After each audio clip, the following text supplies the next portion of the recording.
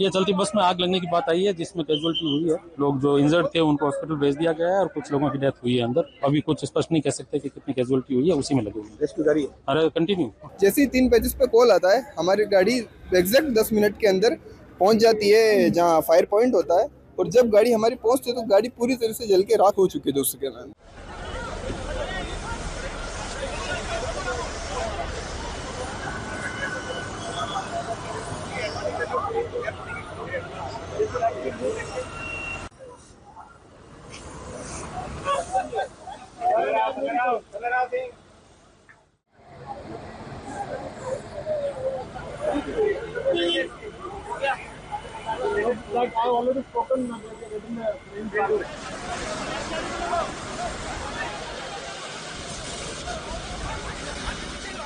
मैं खैयास से इधर जैसलमेर की ओर आ रहे थे कार में, और जब हमने धुआं उठते देखा तो यहाँ जैसे नज़दीक आए तो काफ़ी लोग ऐसे मतलब बुरी तरह घायल अवस्था में, जैसे उनकी पूरी तरह चमड़ी जली हुई और जगह जगह खून आ रहा था। और महिलाओं के इतनी मतलब हालत ख़राब थी, उनके सारे शरीर के कपड़े जले हुए थे। फिर ना तो कोई पुलिस आई ना कोई बात, और हम लोगों ने तो कुछ समय बाद एम्बुलेंस आई, और एम्बुलेंस में हमने जो घायल अवस्था में थे उनको एम्बुलेंस में डाला। महिलाओं को हमारे मतलब लोगों से कपड़े मांग के उनको लपेट करके एम्बुलेंस में डाल करके भेजा।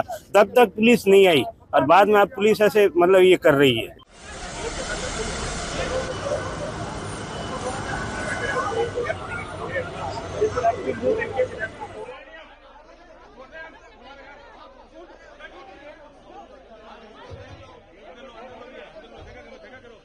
हमारे को तो सूचना मिली है कि क्योंकि वो बर्न की एक त्रासदी हुई है, उस त्रासदी में ज़्यादातर लोग बर्न हुए हैं, और उनमें से बहुत ज़्यादा सीरियसली जो बर्न हुए हैं उनकी जो बॉडीज़ उन्होंने वहाँ रखी है, और उनके लिए हम डीप फ्रीज की व्यवस्थाएं कर रहे हैं, और वो हम पहुँचाने का प्रयास करेंगे कि आज रात में ही पहुँच जाए या सुबह तक पहुँच जाएगी, क्योंकि बड़े बड़े डीप फ्रीजेस हैं। और जो घायल हुए हैं, जो बर्न हुए, उनके हिसाब से हमने हमारे सर्जरी के डिपार्टमेंट, प्लास्टिक सर्जरी के डिपार्टमेंट और जो दूसरे डिपार्टमेंट है उनकी व्यवस्थाएं हमने कर ली है।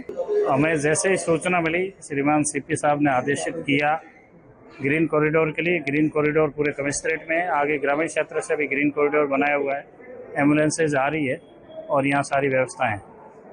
कोई आइडिया अभी ये जानकारी